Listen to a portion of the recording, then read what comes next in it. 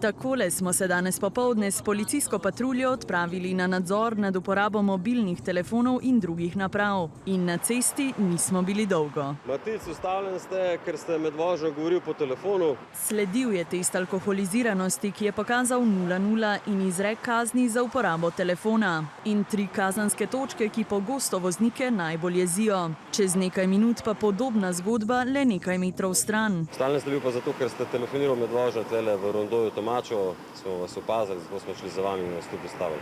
In najpogostejši izgovor. Držal sem ga dal urvati, ampak nisem vrnil.